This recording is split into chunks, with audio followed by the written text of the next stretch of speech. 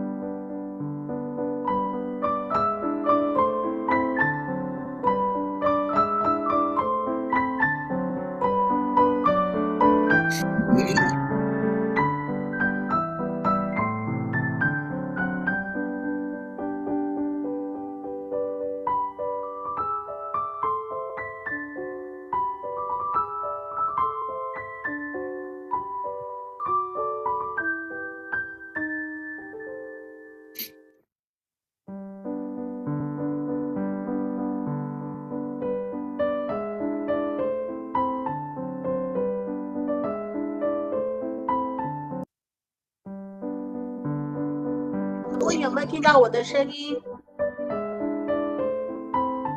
可以。谢谢。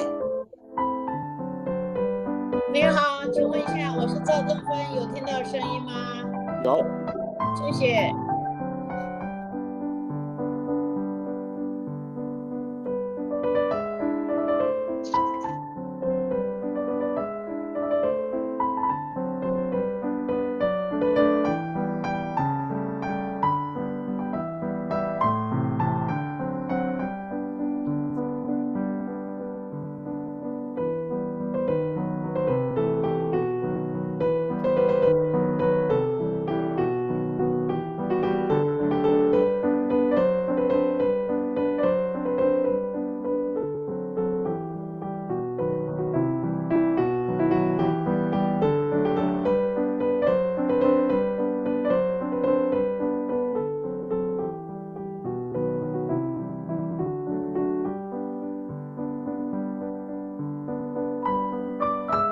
谢谢。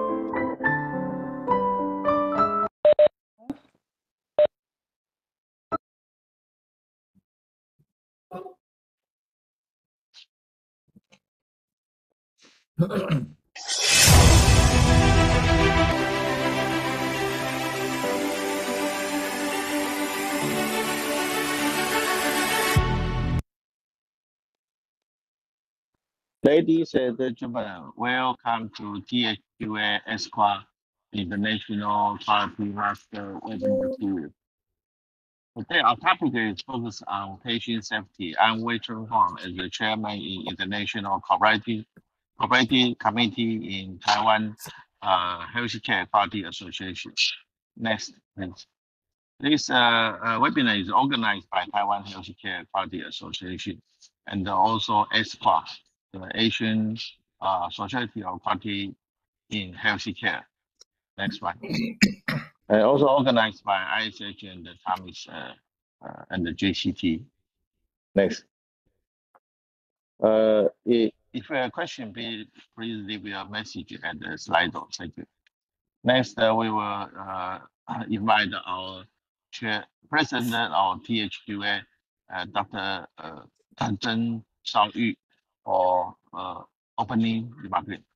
Please, Professor Zheng. Good evening to all esteemed colleagues and friends of the healthcare quality. Also, good evening, Dr. Carrie Luxford and Vice Superintendent Wu志成医师. Welcome to the 47th section of the Taiwan Healthcare Quality Library International Master Series Seminars. The theme for this year's World Patient Safety Days is the focus improved diagnosis for patient safety. Using the slogans, "Get it right, make it safe."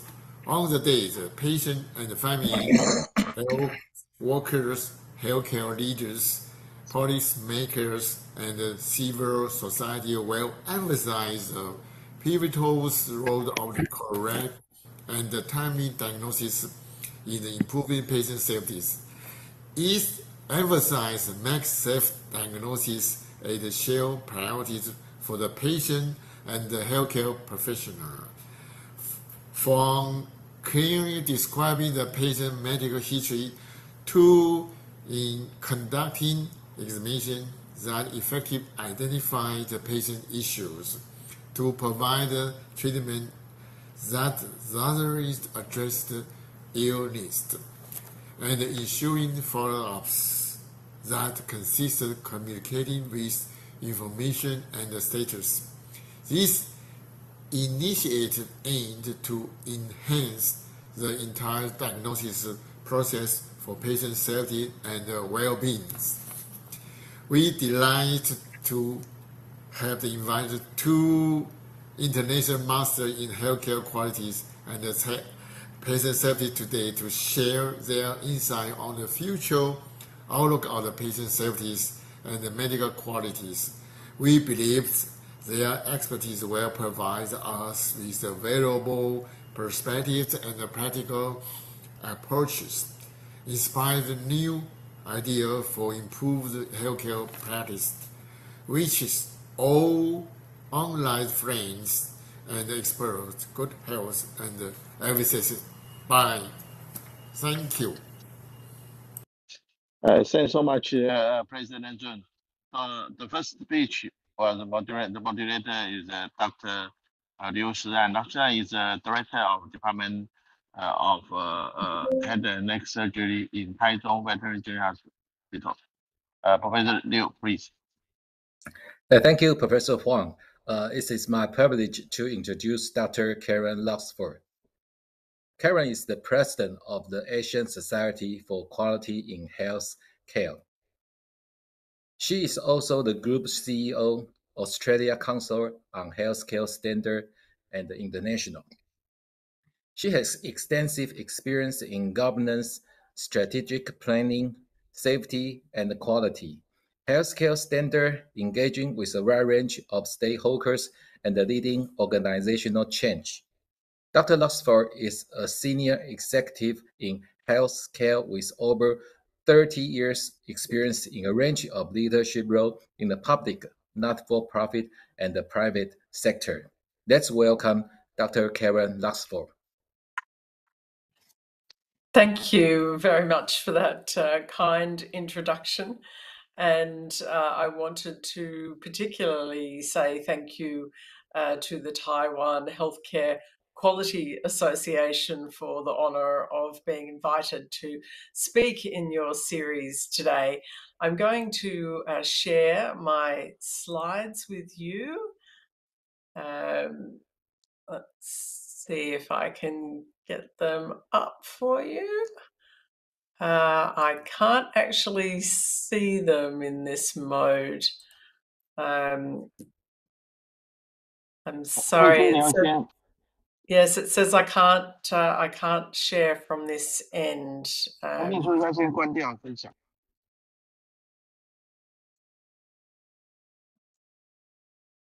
Please.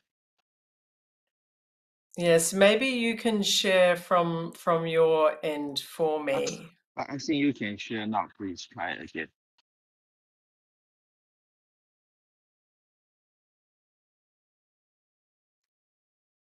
I sent through the presentation earlier. Maybe you can share that for me. Could you try again to share your slide?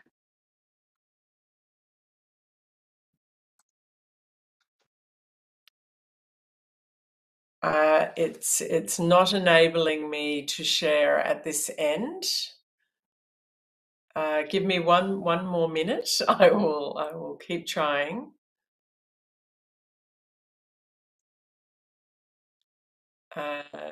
It's not allowing me It's not allowing me to access. Give me 1 minute. Okay, well, we see your screen now. Can you see my screen? Yes. Okay. You can see the presentation? Not yet. Only see the screen. Can you see the presentation? Oh, no. We can. Maybe you should share the other screen, not only this screen. Pardon? Maybe you should share all screen, not only the file. We can only see your file folder.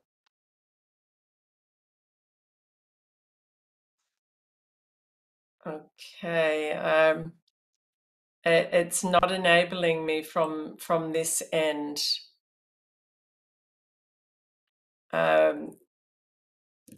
I'm sorry, but I did send through a presentation earlier to your team. Maybe they would like to play that. Okay, thank you. Oh, sorry about that. Thank you. 秘书放一下那个纸片。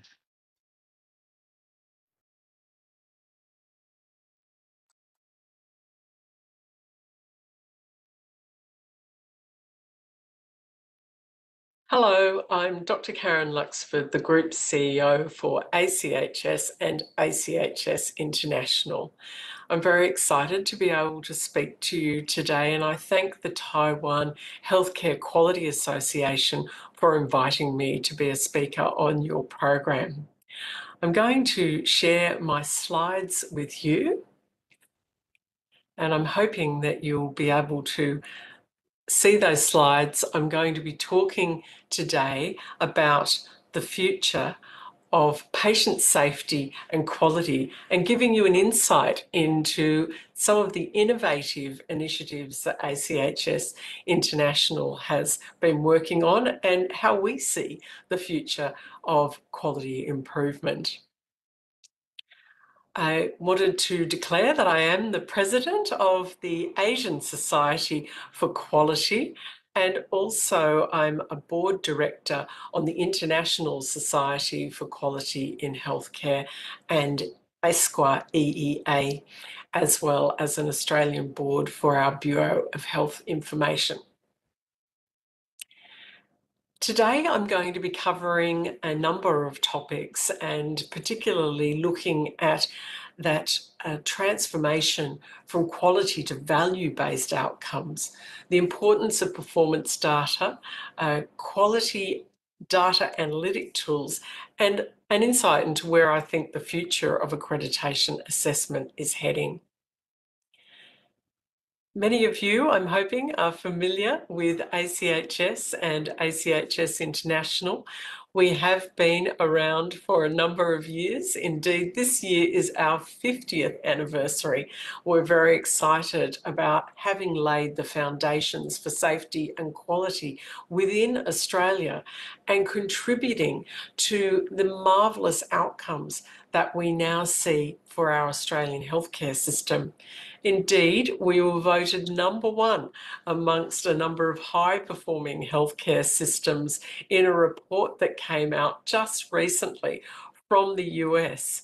And Australia was ranked in that top place for healthcare system performance, but also #1 for healthcare outcomes amongst a range of different nationalities. We also were excited to see that looking at the amount of money that Australia spends as a percentage of GDP in comparison with the performance of our healthcare system, again, we came out top and #1. So in our work, both within Australia and internationally, we're focused on safety and quality in healthcare services. And here are some examples of just a few of the organisations that we work with in the Asia region. I was very interested to see the report that came out in the last year about the Taiwanese healthcare system and some of the recommendations that were made under that report and the issues that were identified. Just like we have here in Australia, you're seeing the rising incidence of chronic diseases, the impact of climate change on the health of your citizens, and the workforce challenges that we're witnessing globally. Those challenges are unifying around the world: aging population, chronic diseases, climate change, workforce, pace of new technologies. When I meet with the CEOs and executives of the healthcare services that we accredit, these are typically the topics that are foremost in their minds. And what we're seeing across Asia when we look at trends is the rising senior citizen cohort and what that means in terms of the way in which it impacts on healthcare. Rising disposable incomes, which are fueling a further spend on healthcare. And in the Asia region, half of the adults are now willing to spend more on the healthcare outcomes and experiences that they gain. Particularly during the pandemic, we saw that enormous rise in telehealth, and ACHS International has been supporting our members with accreditation in this area. We've also formed a partnership with the Joint Commission of Taiwan to promote safe healthcare environments through a new program that we are running jointly, looking at fire safety and emergency responses in health services that we know are so critical. And I'm pleased to say we've already reviewed a number of the hospitals within Taiwan, and I am very impressed by the level of improvement that those hospitals have been making to ensure safety and emergency response standards. And this is an example of the certificate that those facilities are awarded. We have a number of other hospitals who will be undergoing this program early in 2025. So I'd like to talk now about some of the global trends that we see emerging. And I know you're seeing them within Taiwan as well, and the impact that those are having, particularly the workforce challenges that are occurring in every country that we accredit in. The drive towards greater efficiency and improving our spend of the health dollar, and indeed the overwhelming level of data and information that is coming to our healthcare professionals. So how do we cope with that environment? And there's a number of different strategies that we can put in place. I wanted to focus today on data, and particularly performance data in healthcare services. And so I'll talk a little bit more about that. We are all collecting a range of different indicators, particularly in hospitals, for safety and quality. But what we're seeing is the emergence of a more comprehensive and well-rounded set of performance data that can be used to monitor your performance, including patient-reported outcomes and indeed patient safety culture, which I will come back to.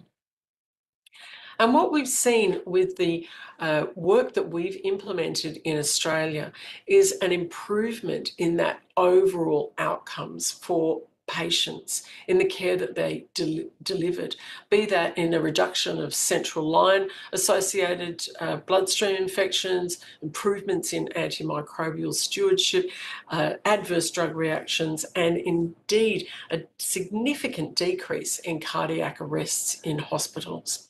We've also seen a significant fall in the number of sentinel events that are witnessed on an annual basis in Australia, and this is very much linked to that improvement in the standards of care.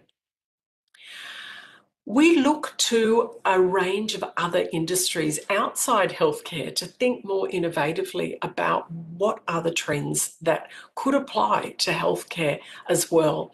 And what we're seeing in other industries where regulation is applied is a change in the approach. So not just one size fits all, but how do we look at tailoring our approaches? And we do that with our work in ACHS International, where we're flexible in terms of what level you're at in relation to your safety and quality journey.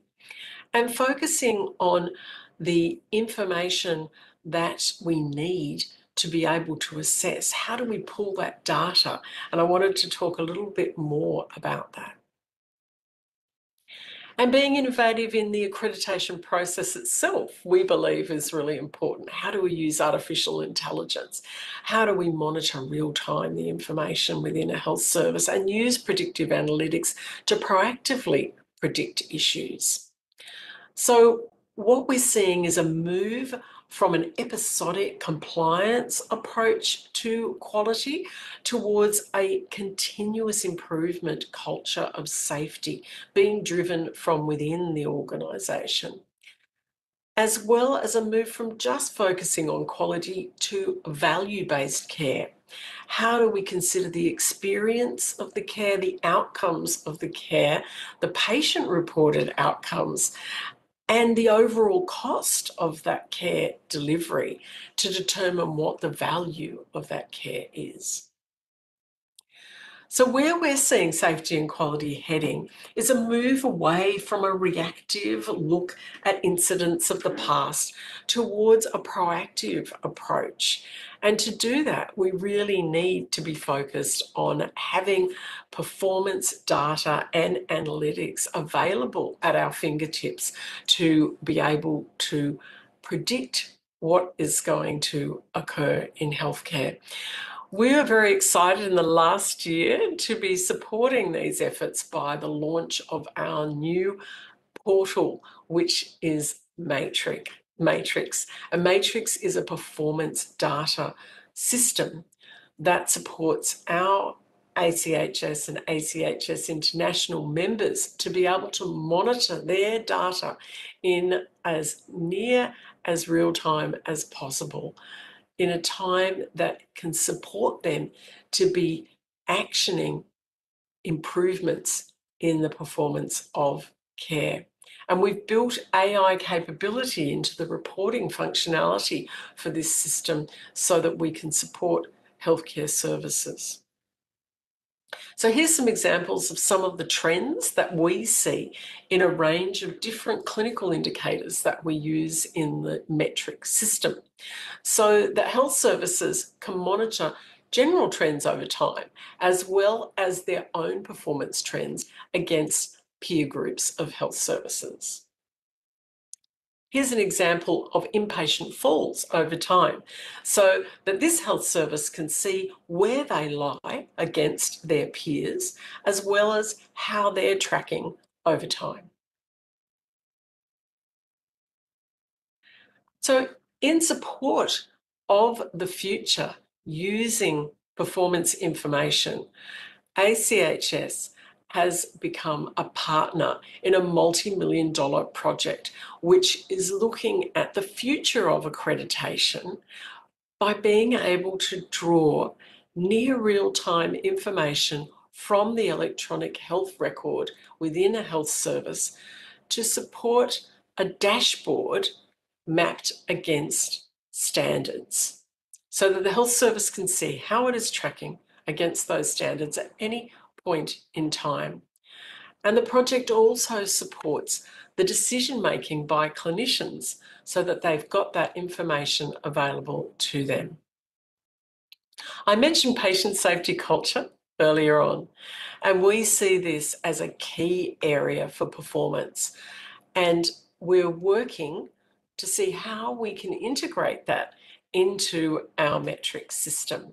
And we know that this is important because when you look at incident investigations around the world, consistently high incidents in safety have been linked to poor patient safety culture. So it's a very important aspect to be thinking about when you're monitoring your performance as a health service and being able to measure how your service is placed in terms of its culture in patient safety. Other advances that we're seeing are much more tailored approaches to education of healthcare professionals. So at the moment, education tends to be one size fits all, but we are seeing new systems emerge that help to tailor education for healthcare professionals based on their own areas of improvement that is required. Another key topic that is absolutely critical for all of us is environmental sustainability. And we know that if the healthcare sector was considered globally as a country, it would be the 5th largest emitter in the planet. So what can you do as a healthcare service to decrease those levels of carbon emissions? So we're working with healthcare services to focus on bringing down the levels of carbon dioxide through their decisions around procurement of goods and services, the energy that they use, the transport, and indeed the waste that is generated. So we're pleased to say that we ourselves joined the Global Green and Healthy Hospitals Network this year and are working with healthcare services to provide information from international experts through our member masterclasses. So practically illustrating how you can make a difference as a healthcare service. I wanted to highlight a case study of one hospital in Australia, here in Sydney, where I'm based.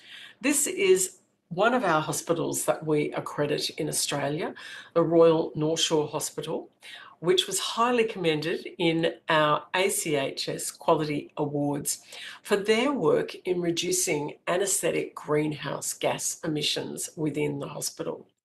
They started out with 1,000 tonnes of carbon dioxide emitted per year. They looked at the evidence and they found that with supporting patient safety, the same outcomes for their patients, they could switch their anaesthetic gas to desflurane to lower the carbon footprint of the hospital. And in doing that, they decreased their carbon emissions by 900 tonnes. So that's a 90% reduction in their overall emissions from one anaesthetic gas. And this saved them the equivalent of $62,000 US per year just in one hospital. So that's a win for the environment, safe quality care for patients, and a better budget for the overall hospital. So just in closing, I wanted to mention some of the thinking that's happening globally around future models of accreditation. So assessment of safety and quality in healthcare services, where are we seeing it head? Customised accreditation is much more the future of where we are heading. Looking at the assessment from the perspective of patients, families, and carers. And accreditation is an ongoing process. And I've mentioned the importance of performance data, and that's really the key to how do you get to understand a healthcare services performance, not just every 3 years, but on an ongoing basis. Having an outcome focus, absolutely critical, and particularly supportive of value-based care. And thinking about methodologies. What is the method of delivering accreditation going to look like in the future? So what we're thinking about at ACHS International is what is accreditation going to be like and how can we play a leading role in that? And real-time performance data will be key. Looking at new technologies for making assessments of safety and quality is going to be very important. And utilising artificial intelligence, for example, in report generation for assessment is going to be a key focus for the future. So, in summary, we see a move from quality to value, the rise of the importance of performance data analytics and AI, advancing quality analytic tools to support you and to support the accreditation process of the future. I want to thank you very much for providing me with time to be able to share some of these insights and thinking with you today. And I wish you all the best in Taiwan for your program. Thank you.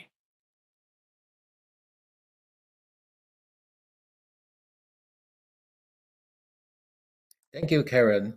Is there any question from the audience? If there's not, I want to thank Dr. Karen for his excellent speech. As you say, the artificial intelligence and the ESG is very important for the future healthcare. But the vital concept is the enhance of safety culture. I want to ask if there's any simple way to enhance patient safety culture. Do you have any recommendation? My main recommendation would be that the culture is set from the top. So the leaders of the organisation and the way in which they communicate their vision for safety and quality across the organisation is really one of the key determinants for the culture within an organisation.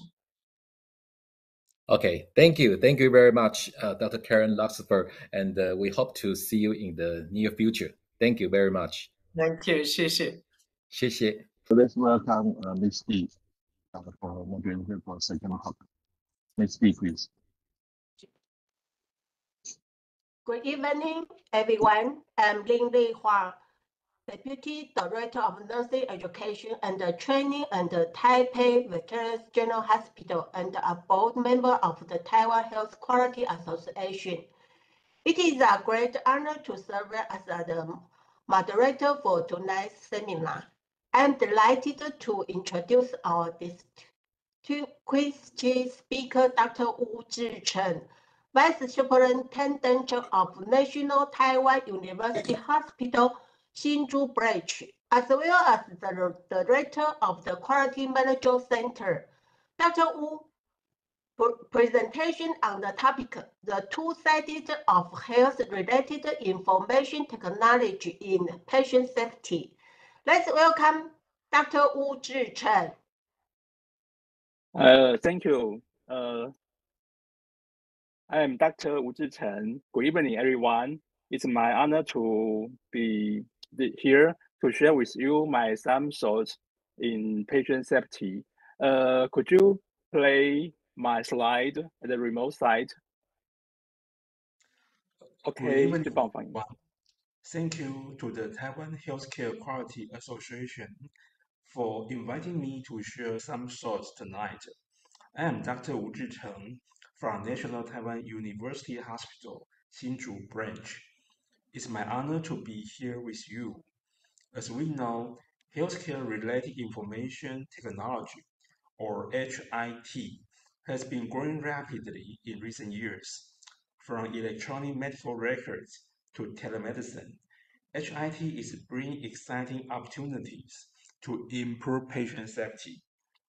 But at the same time, it's also introducing new challenges on patient safety. Tonight, we will take a closer look at both the positive and negative effects of ICT on patient safety. The content of my talk will be divided into three topics. First, improving patient safety through HIT. Second, HIT-related medical errors. And third, could AI improve patient safety? In the first topic, let us review what HIT have been used to improve patient safety. Before my review, let us look at a medical error case. Patient A with blood type O needs to receive PEG-RBC transfusion. Two nurses verify PEG-RBC and EMR information at the station. Because the parameters were urged to complete handover, PEG-RBC was given by the assisting nurse alone. After completing handover, the primary care nurse found PEG-RBC was given to patient B. This is a common but severe medical error due to failure of patient identification. Especially, double check was needed for blood transfusion. We know to err is human, but how could HIT help to improve this situation? In 1999, the Institute of Medicine report to err is human. Subsequently, in 2001, IOM called for using IT technology as a key step to achieve better and safer care. Let's start with a simple question. What is HIT? HIT refers to the use of information process supported by computer hardware and software to manage healthcare-related information, data, and knowledge. HIT spans a wide range of technologies. On the simple side, we have tools like electronic medical records, which help us chart and store patient information efficiently. On the more advanced side, we have clinical decision support systems, which assist us by offering recommendations at the point of care. HIT provides tools mitigate common challenges in healthcare. For example, HIT can improve communication. It makes critical knowledge more accessible. It requires key pieces of information, such as double check. HIT can assist with complex calculations. It can perform real-time checks, flagging potential errors. HIT also helps with monitoring, ensuring the patients are continuously and accurately observed. Here are examples that HIT improve patient safety. First, handover processes are one of the most common factors leading to medical errors. A computerized handover system can solve this problem by standardizing the format of handovers, ensuring the information exchange is complete and accurate. Second, HIT can improve access to information. ICT tools make this information easier and faster to access at the point of care. Third, HIT helps improve data entry and calculation. For example, forcing functions in computer systems can restrict how tasks are performed to reduce errors. Another excellent example is barcode technology, which ensures that recording and tracking patient data is performed and efficiently. HIT tools also assist healthcare providers in continuous monitoring, which help detect early warning signs of adverse events and allows for timely intervention. Monitoring could also extend to medication safety. HIT systems like automated infusion pumps or medication administration systems ensure that drugs are delivered at the correct dose and rate. However, it is important to remember that the effectiveness of these tools depends on how well they are implemented, integrated into workflows, and maintained. Although a large HIT application was adopted to improve patient safety, the degree of evidence about their impact on patient safety varied widely. For example, according to the system review by Dr. Arutani et al., he found only COPE, CDS, BCMA, PDMS, ADC, and electronic incident reporting system have evidence showing their benefits on improving safety. On the other hand, the evidence of handover, smart pump, retained surgical item, patient portal, and telemedicine were not enough or only in limited cases. When we back to the case illustrated earlier, double-check by application of barcode technology should be the best solution to improve patient identification. This is a landmark study published in New Gen, and barcode technology was found to reduce 41% relative risk of error and decrease 50% relative risk of adverse drug events. However, even application of barcode did not 100% prevent medication error. Why? There are several possibilities. For example, the error may occur in the earlier phase. And second, the nurses may fail to scan medication because of difficulties in scanning, lack of awareness, or problems in computer. Finally, another important problem is workaround or override. The function of barcode technology will be absent if it was bypassed. When we back to the earlier case, three things were performed after analysis of these safety events. First, we make the barcode readers freely movable and easy for use.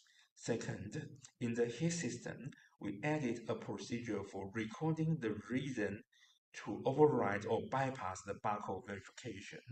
And finally, we check the logs of barcode verification regularly to audit the implementation of barcode verification. Let's continue by exploring the potential risk of HIT so we can learn how to maximize its benefit while minimize its risks. Here is another example of HIT-related errors reported in our hospital. Glucose meter is a widely used diagnostic device in the hospital world. In the era of EMR, the data of glucose meter checked at the bedside could be automatically uploaded to the EMR systems. To reduce the workload of nurse and improve the accuracy of data recorded. One day in our hospital, all the glucose data was absent in the AMR, and the hypoglycemic alerts did not send by the EMR systems. The error developed because an error in the update of glucose meter software at the remote site at the night before. The concept of HIT-related error was announced by Dr. Chih-Cheng et al. Since 10 years after the promotion of HIT for patient safety by IOM in 2000. Now, let's dive into some key examples of HIT-related errors as characterized by Chih-Cheng et al. These errors are grouped into 4 domains, including system, process, human, and organization. We use system-related errors as example. This occurs when the IT system itself experiences unavailability, malfunction, or incorrect in content. For instance, when the IT system is down, safety checks that the system normally performs are unavailable. This can lead to medical errors because the physicians may not immediately return to their clinical process as that before the IT system was implemented. Without the IT system support, healthcare workers may not be able to rely on the usual safety protocols, and the chance of errors. And let's now shift to the efforts in Taiwan to address HIT-related patient safety issues. Since 2020, the Joint Committee in Taiwan has recognized the importance of challenge and developed the ITPS platform. This platform now includes more than 30 hospitals across the country, all of which contribute to improve patient safety through collaborations. Currently, the IT-related errors in JCT are categorized into 8 categories, including issues with the IT system itself, the interface between IT system and people, connections among devices, problems related to operations, issues with medical devices, and IT security concerns.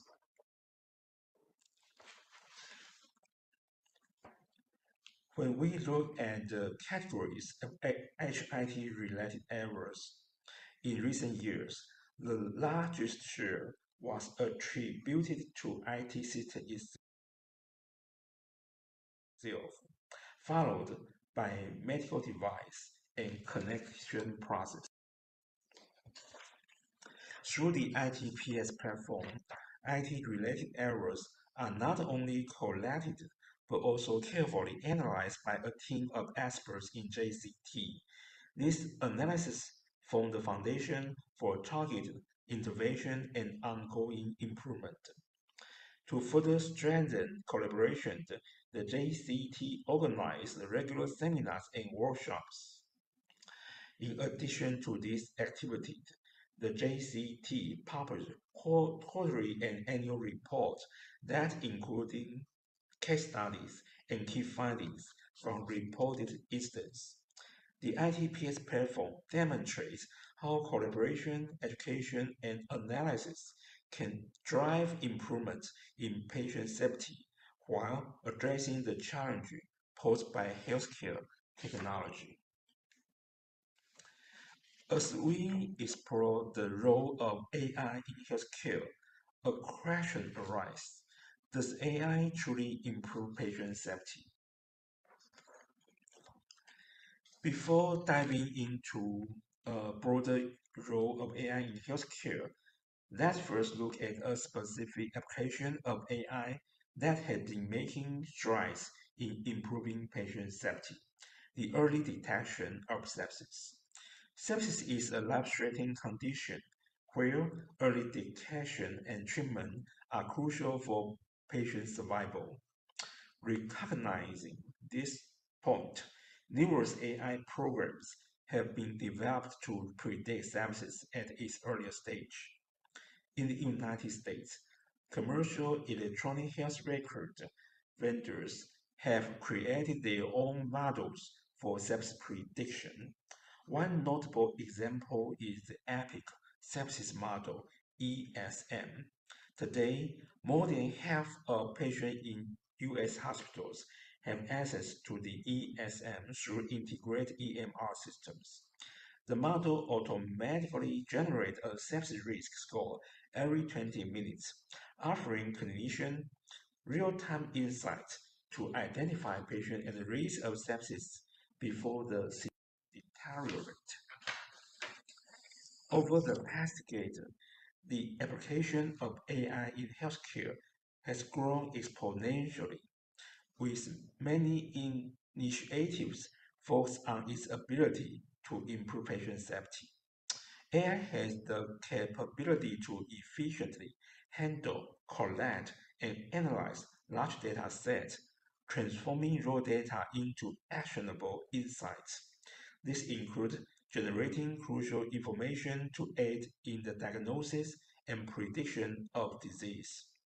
According to a recent review published in Digital Medicine, the authors identified 8 key harm domains where AI could be leveraged to enhance patient safety, including prevention of venous thromboembolism, surgical complications, pressure ulcers, healthcare-associated infections, adverse drug events, decompensation, diagnostic errors, and other safety events. The top three areas were adverse drug events, decompensation, and diagnostic errors. While AI holds great promise for improving patient safety, its application is not without concerns. One notable example is the AESM system we just mentioned, which has been widely adopted in more than half of the hospitals in the United States. In 2021, Wisconsin University Hospital conducted an external validation study using their EMR database. To our surprise, they found that the ESM system was only able to correctly identify 7% of actual sepsis cases, despite generating alerts for nearly 18% of all admitted patients. This high rate of false alerts contribute to significant alert fatigue among healthcare providers. This case serves as a crucial reminder that external validation is essential for AI models, especially those used in critical areas like patient safety. Finally, let me conclude my talk by following take-home message.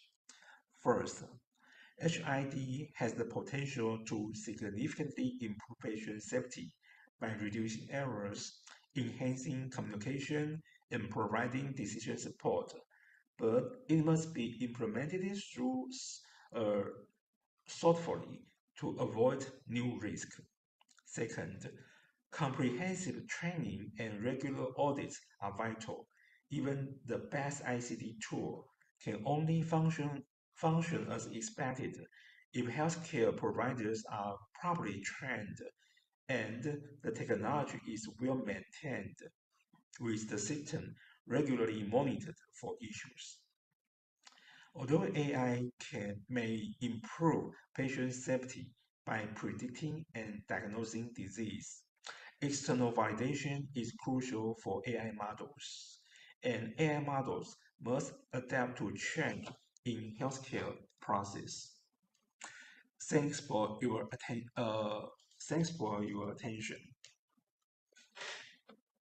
Thank you, Dr. Wu, for such a comprehensive and insightful presentation.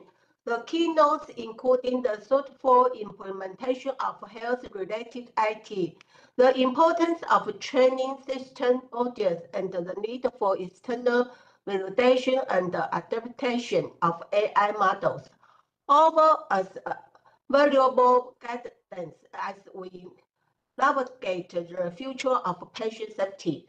We truly appreciate this time, expertise, and dedication to advancing healthcare quality. Now, I would like to pass the moderator to Dr. Zhao Zhenfen, who will guide us through the next part of the program. Thank you, everyone, for your attention. And once again, thanks, Dr. Wu. Thank you very much for Dr. Wu's wonderful speech.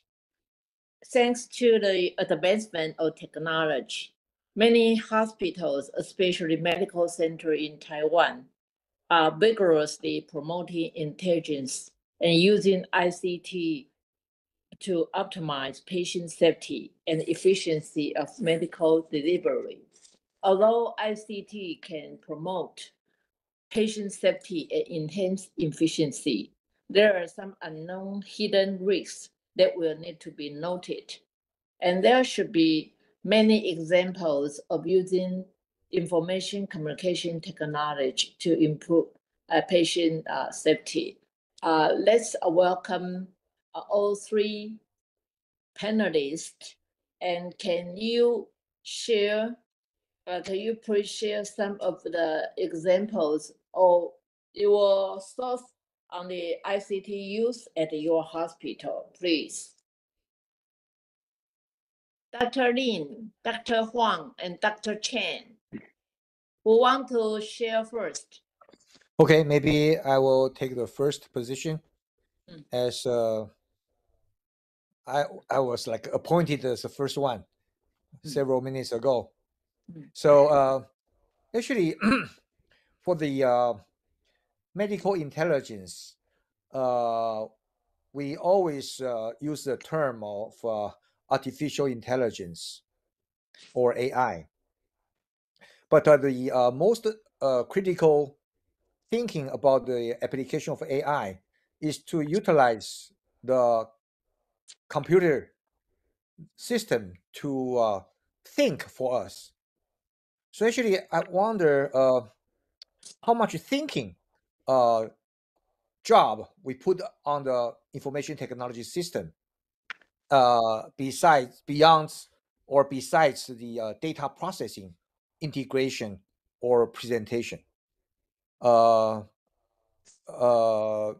Actually, this is a question, not a comment. I don't know whether any colleague may share their experience with us, like which aspect of the artificial intelligence indeed help the patient care, patient safety, or actually the medical quality.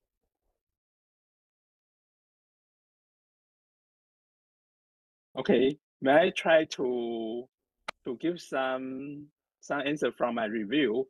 According to the review in recent articles, the most common application in AI was in the diagnosis field, and the other field is the prognosis field to predict disease and diagnosis. And in other ways, although a lot of applications have been reported, but the evidence was scanty. So the role of AI in improving patient safety still wait more evidence, and we should be careful about application of this new technology. It's my opinion. Yes, I think actually I totally agree. Even for diagnostics and prediction, I think the models should not have very well established, and probably still the human side are superior. But just as just said, actually especially for patient safety and the medical quality, I did not see any realistic approach we may introduce artificial intelligence into our medical intelligence system.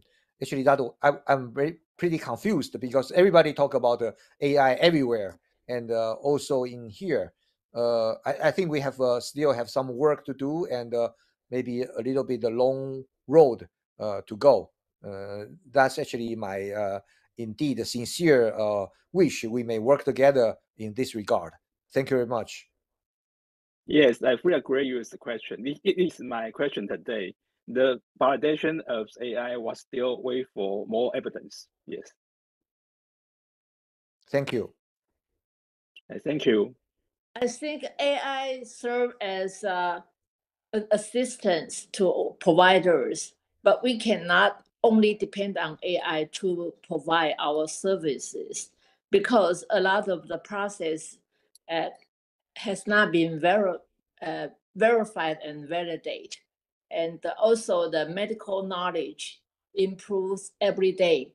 And so a lot of parameter will throw into the AI training that should be accordingly changed throughout the time in order to maintain state of the art, the knowledge of the medical knowledge.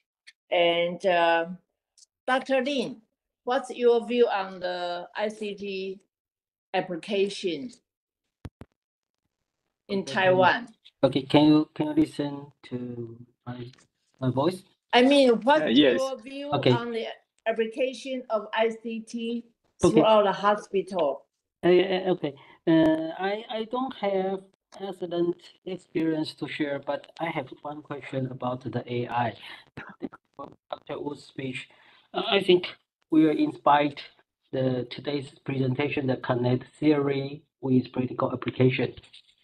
And I have a question. We always talk about AI helps to provide better health care quality and need regular update.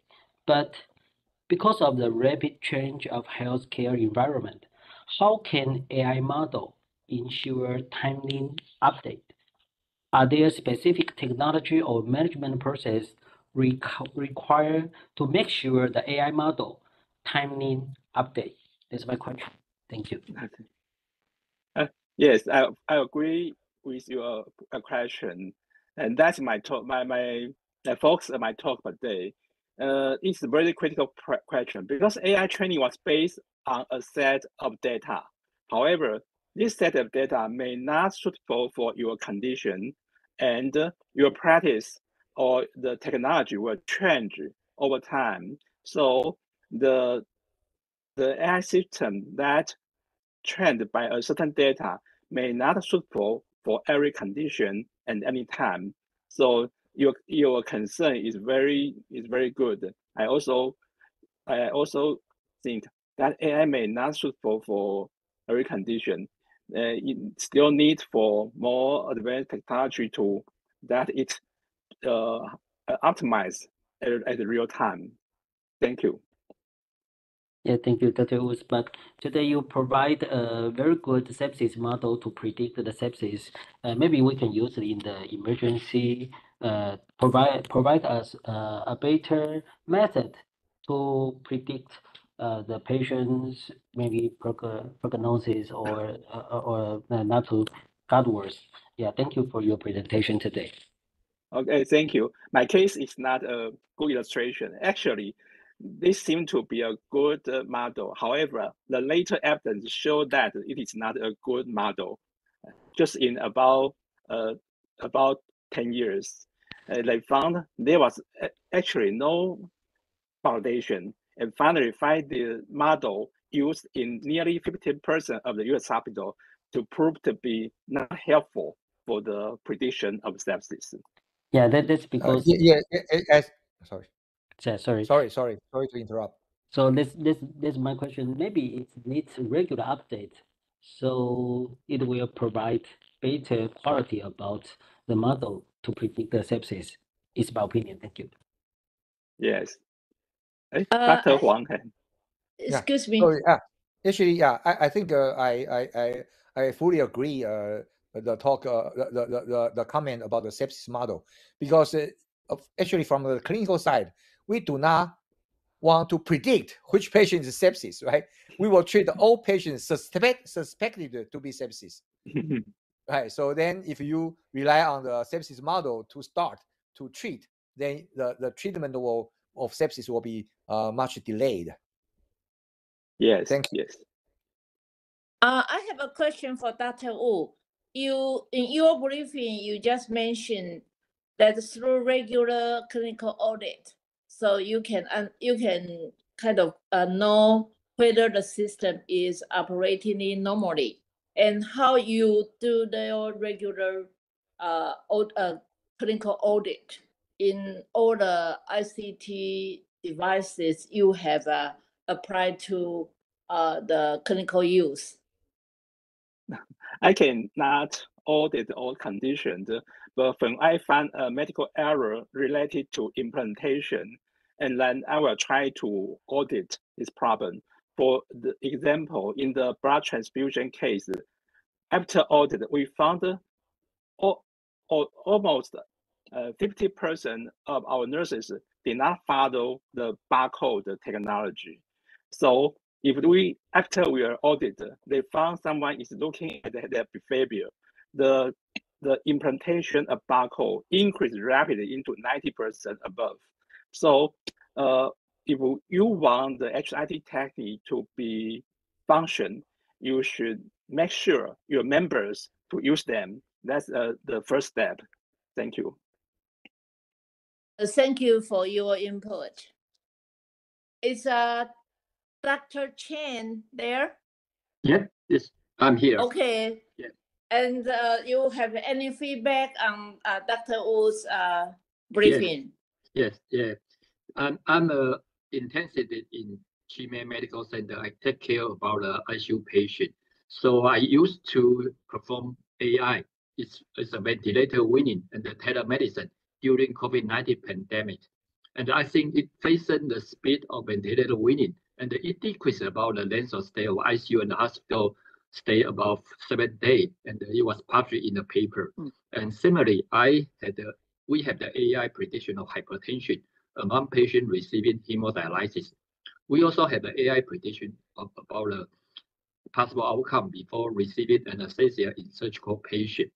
And also I think about the application of AI and the telemedicine should be very careful about something about some verbal error, just like Dr. Weber said about the transfusion error. You know, in my past, that I ever have a prescribed order for asthma patient. It means Iprado is a kind of bronchodilator, but the nurse infused issue pray is isoproterenol, is a beta-2 agonist. It will cause tachycardia, and then they do a wrong prescription, and then the patient suffer from tachypnea and tachycardia, and also here I was intubated by endotracheal tube. So I think if we have a HIT or ICT, this kind of technology, we can save this kind of risk, and this kind of verbal error will not happen again, like a transfusion error, like a medication error. And here I have a question about Dr. Wu. What do you think about the application of AI or telemedicine in patient care? You know, in the future, we have a hospital at home, we have a long distance error care. What about your recommendation about the patient care safety? Use this kind of technology. Any safety issue we should take care about it? AI and the telemedicine. Okay, I think Chih-Cheng Hospital should have more experience than me. We have just begin the hospital at home service, but only very few cases. So yeah. I have no experience about the use of telemedicine for the hospital care, and actually, so I have no experience to comment on your question. Maybe you can share your experience about telemedicine in telemedicine. Yes, the telemedicine for me is for during COVID-19 pandemic. You know, in my past, I think about telemedicine is not possible because I don't take care of the patient. How can I know what the patient looks like? But because of the COVID-19 pandemic, so we have an isolated patient. So I must use the telemedicine and ask my nurse to help me. They are my eye, they are my brain, they are my hand to help me to take care. And I use the telemedicine to watch the patient, and I use the AI to predict the ventilator winning. So I didn't come into, I did not enter the ICU, COVID-19 ICU every day. I often stay outside and to see, use the monitor, use the AI to see what the patient what happened to them. And then I use this kind of technique. And finally, I think about it's possible to use telemedicine to take care of patient. I think maybe I should thanks about the COVID-19, so I have this kind of experience. That's all. Thank you. Yes, I agree. It's very helpful in the pandemic condition, but I think there may be some safety issue occurred in this application that will be interesting to report this. Yeah, report this instance, and that to optimize the application of telemedicine. Right, that's right. Thank you for everybody's sharing of your views. And I think using AI or ICT devices in the future is going to be a continuous trend for all the hospitals in Taiwan. However, if we remember what Dr. Luxford mentioned in her speech, we need to present our value-based outcomes. So that means when we use all this state-of-the-art technology to facilitate and to reduce our workload or burdens, we need to present more data-driven outcomes, and which will bring values to both providers and patients. In order to get more monetary funding or support from each organization, we have to present the data. And maybe I don't review a lot of literatures published by Taiwan's hospital. And the AI application is mushrooming. However, we have to really show solid outcomes by using the AI, and which still need to have a lot of work to do. And also we know technology always comes from human nature. Only through human wisdom and continuous optimization can we truly improve patient safety. And I think the time is almost up, and I will hand over the webinar hosting to Dr. Huang Wei-Chun. Thank you. Thanks so much for the expert and all your joining our international medical quality webinar.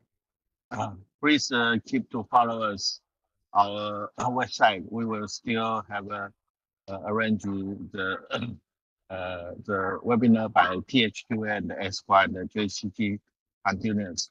Thanks so much. Have a nice day. Have a nice night. Good night, everyone. Thank you. Bye-bye. Thank you. Thank you. Thank you. Thank you. Bye-bye. Thank you. Bye-bye. Bye bye. Thank you. Bye-bye. Thank you. Bye-bye.